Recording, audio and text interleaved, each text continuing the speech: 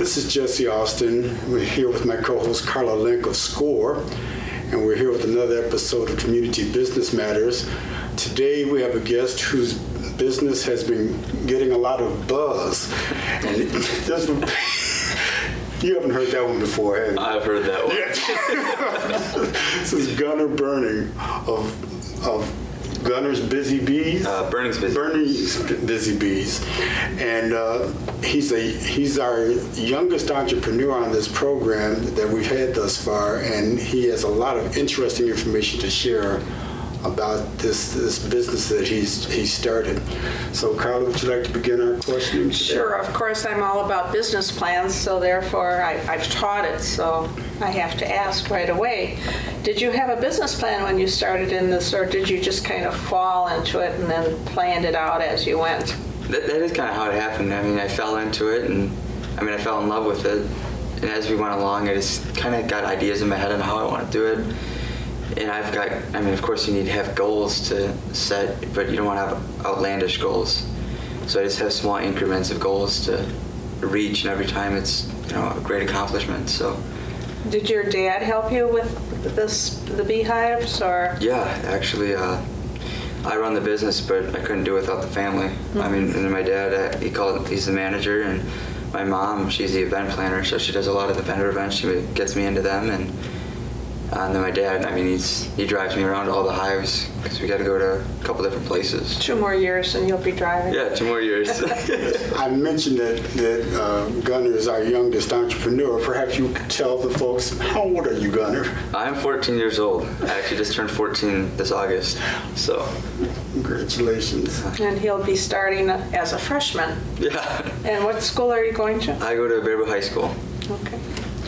Yeah, and I was just relating that there are some similarities in his background and that of the mayor of Wisconsin Rapids, Zach Rowing, who also started out as an entrepreneur at a very young age. But I read some information about you in a newspaper article because your business has attracted a lot of attention, actually. And you came about your interest in this in a somewhat unusual way. Can you tell the audience about that? Yeah, actually, my dad and I were walking through a convenience store, and what it was is we saw a local beekeeper selling something called mead. It's honey wine, and so with that, and my dad and I looked at each other, and that was a spark. So it was just kind of, so my dad and I have an eye-to-eye communication, where we just have to look at each other, and that just tells us what's going on. Have you tried mead? No, I have not. But you could take a little teaspoonful of it. Have you, Jesse? Actually, I have not. So is that if you go to Ireland and you go to the Blarney Castle and to the dinner there, they give you mead. Okay. And it's a medieval dinner where you have no spoons or forks or anything, and you don't care because you have this glass of mead. So whatever. Sounds like it's pretty potent. Yeah, well, it is. It's like Southern Comfort tripled. Oh heavens! Yeah, Okay. it's really got a little kick to it, but it's so smooth that you really don't care. Now, you, in addition to the fact that you and your father had this eye-to-eye contact and said this is something of interest, you also had the benefit of one of your neighbors is also involved in this business. Yeah, so just starting out, as soon as we got the spark going, we talked to a gentleman. He got us into Sauk Columbia County Beekeepers, and so I got a $500 grant because I was a youth. And so that started me out with 2 hives, and I actually started out with 8 the first year, so my grandfather and I went out and built 6 more. But the thing was I had no idea what I was doing, and still don't to this day for some stuff, so it's learning every day. But a gentleman by the name of Bob Wood, he actually lives right down the street from us, and he helped me out for a year. He always went out to the beehives with us, and he showed me exactly what to do, and it's awesome now because I'm able to help him out with some stuff, and so it's awesome. That's it is.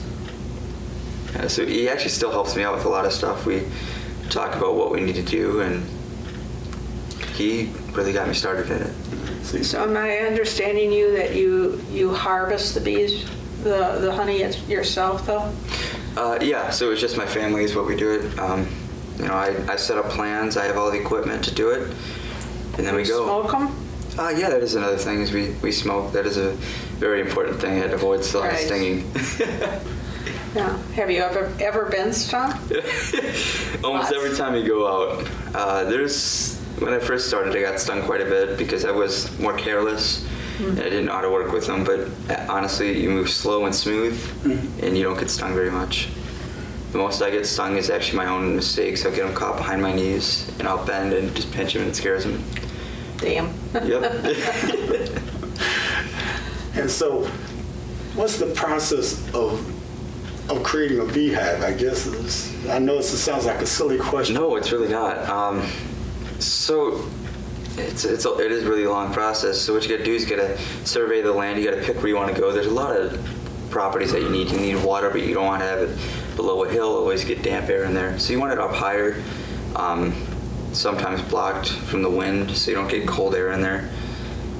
So after you get your property and all that and the land figured out, you got to get that equipment. Well, it's not cheap to do this. It's a very expensive business to get into, and I found that out right away. And so that's why we built a lot of our equipment. So you can build your equipment or you can buy it, but no matter what, you got to have everything right. And a lot of people, when we first started with the hives, we were so perfect on everything. You don't have to be totally perfect. They're bees. You're going to build it anyway, so. They don't care. No, not too much. I mean, as long as you got frames in a box, they're good. So you just provide the infrastructure, and they'll take care of the rest. Yeah. Okay. So that, and after you got that, it doesn't just end after you get the bees in there. So after you get your equipment, your land, you got them all placed, you got your frames.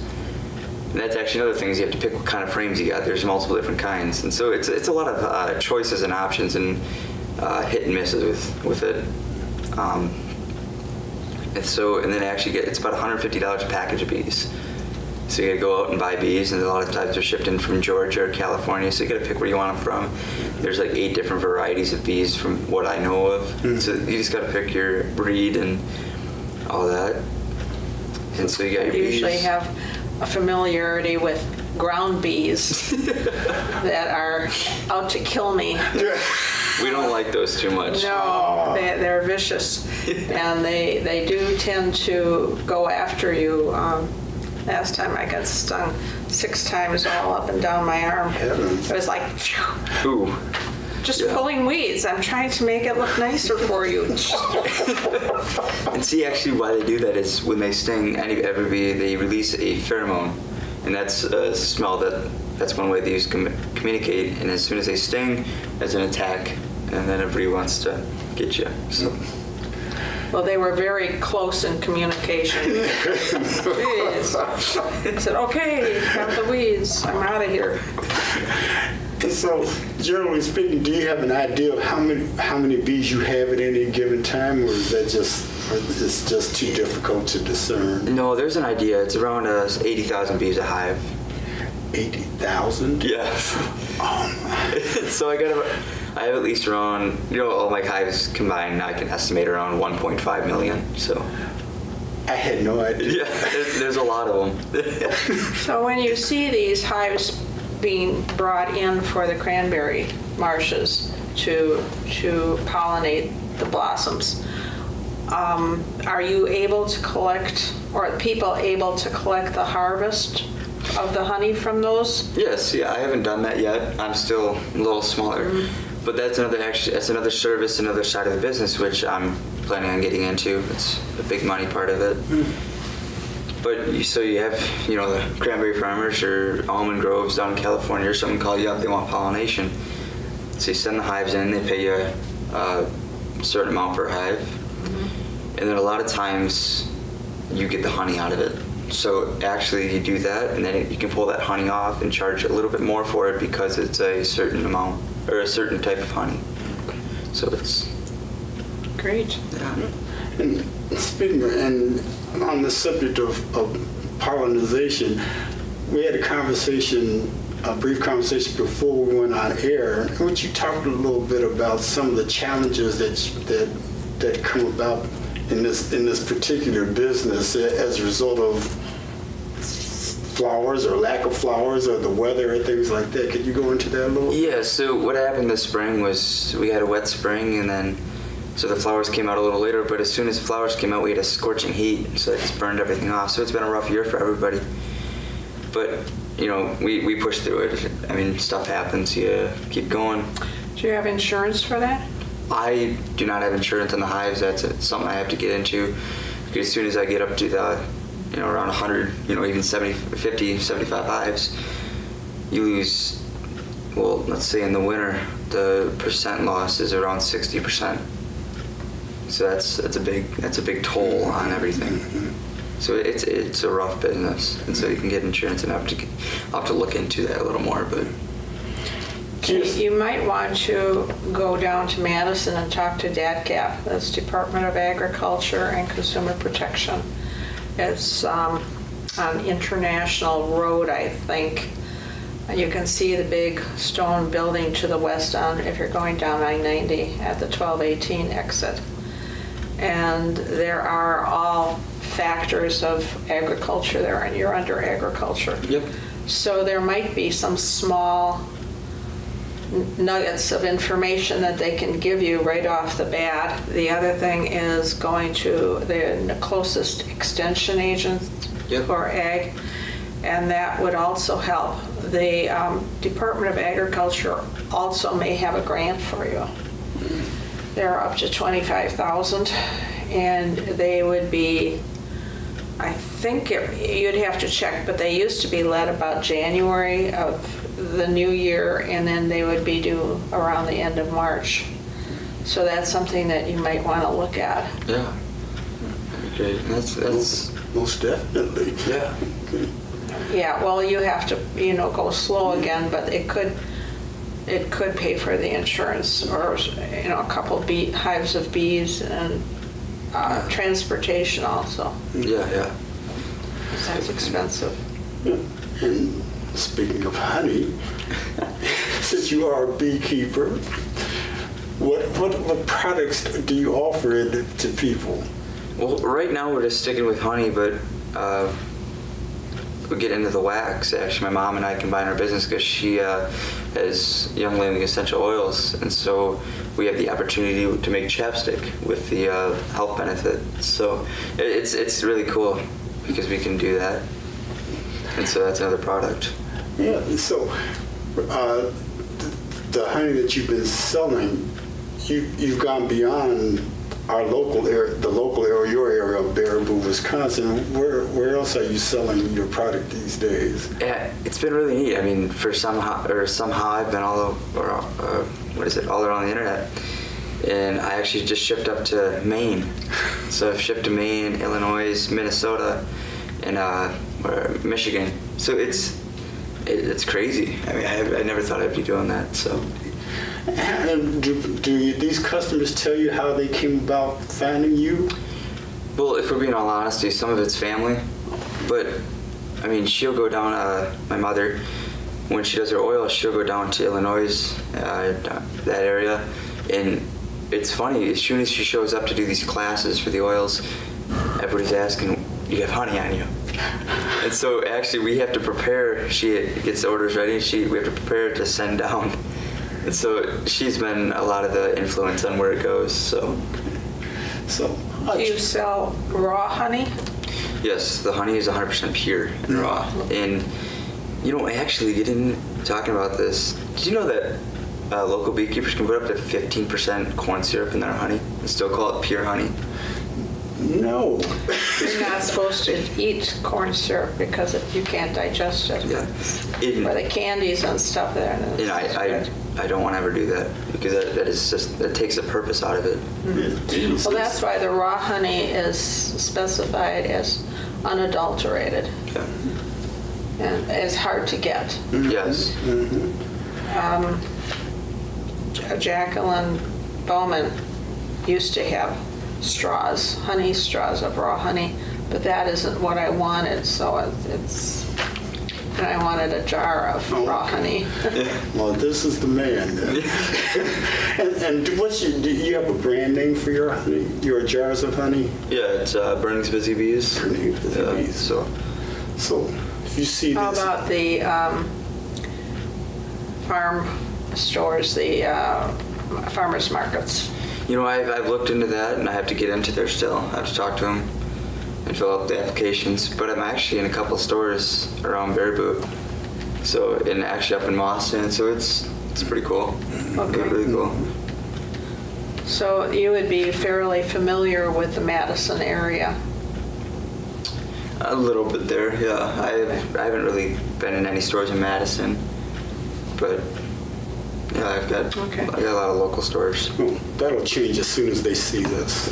Well, he'll get into a distributorship that somebody else can come to him and say, I want to have X number of jars of honey.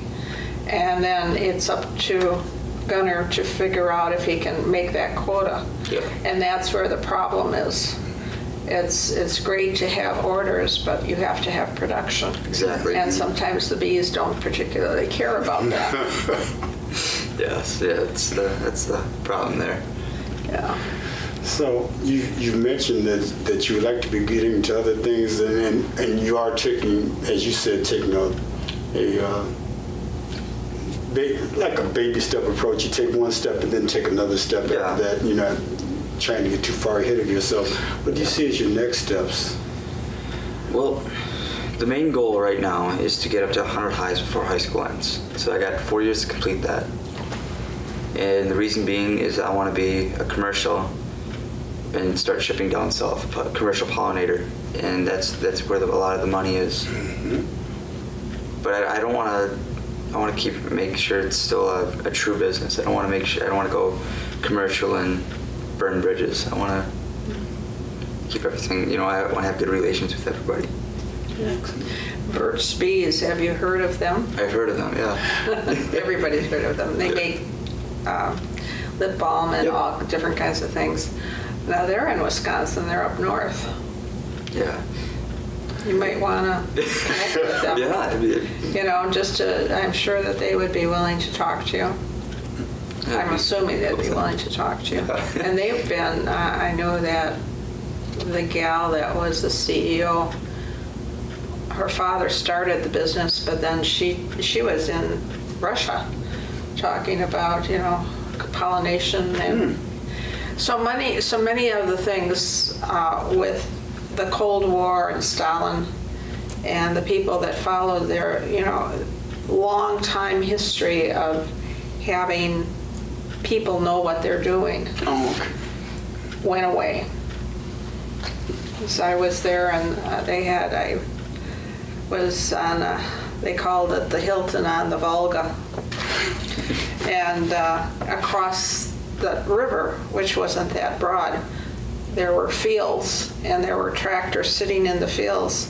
And this one guy says, do you know how to run a tractor? And I said, no, that's not my thing.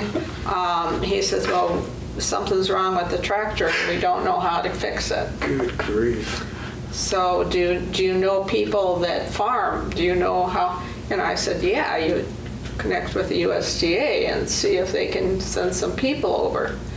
And there actually was a program that had people that used to farm that would go over there, and they'd pay them to teach different countries.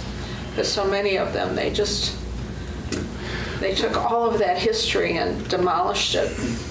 Well, I think based on our conversations with Gunner, he would make a very good educator, because I learned some things beforehand that I wasn't aware of. And for the benefit of our viewers, maybe you could talk about some of the ways that they can use honey instead of other sweeteners, and just talk about this corn syrup issue. What are some other ways that you would recommend, other things that you would recommend honey as a sweetener for? And well, a lot of people use it in their tea, and that's just the basic thing. But actually, you can actually substitute sugar for honey. It's a lot healthier for you, and you can put it in your baking products. So, cakes, anything like that. I've never tried it, but I've heard a lot of people say it tastes exactly the same.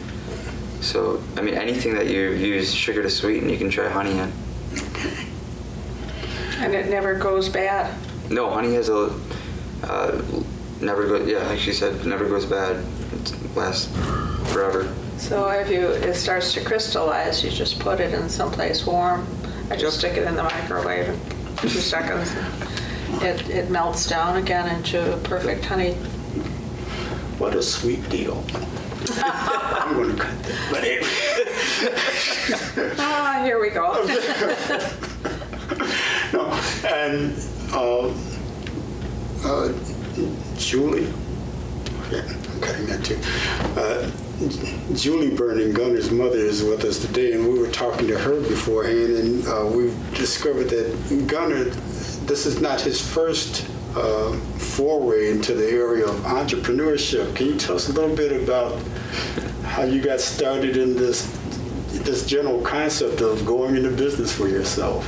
The thing about it all is I've never wanted to work for someone. Not that I don't want to work, but I want to be able to tell, this is what I need done. I want to make sure that I can enjoy life. You don't like taking orders. Exactly. Yeah. To some extent, yeah. Many people tell me that. Why did you start a business? I couldn't stand having someone give me orders. That's exactly right.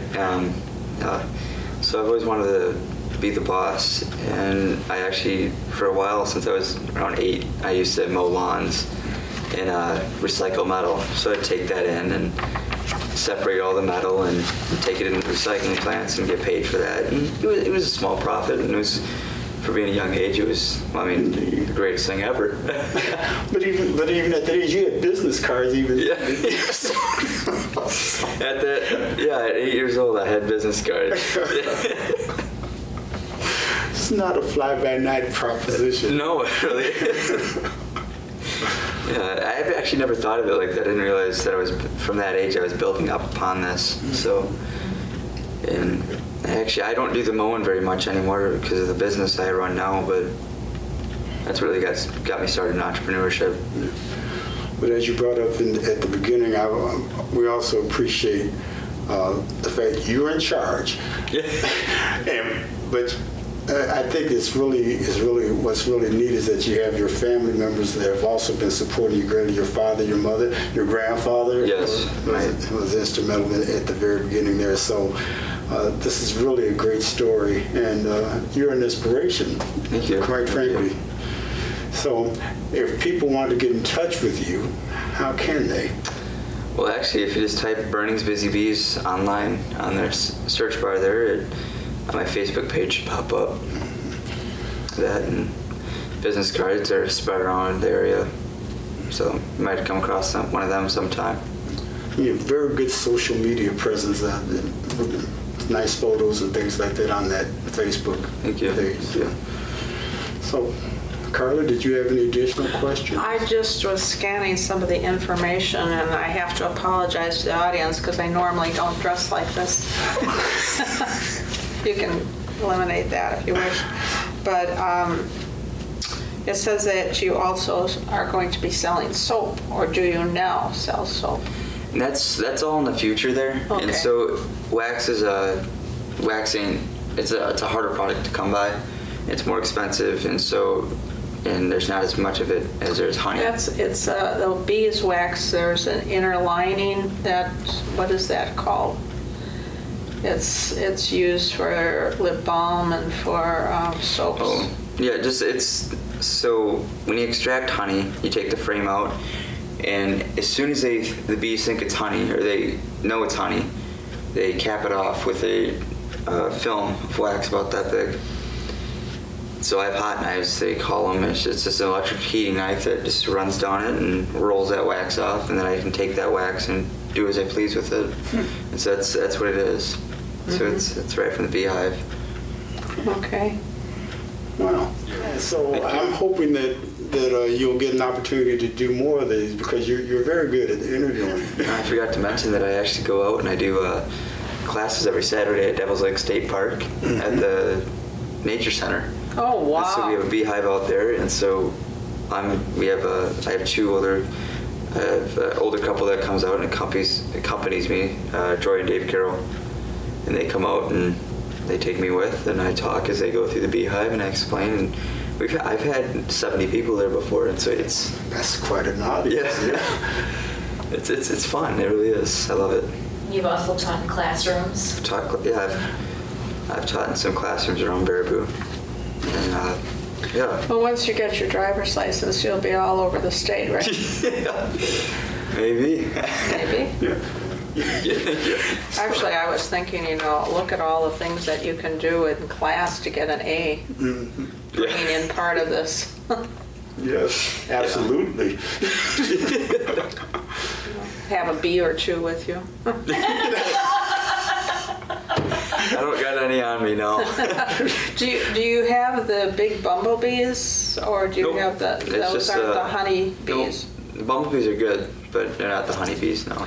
I've seen like 2 in the last 5 years. It's you don't see them. But years ago, that was the thing that you used to see all over. Yeah, I see thousands in a day, so.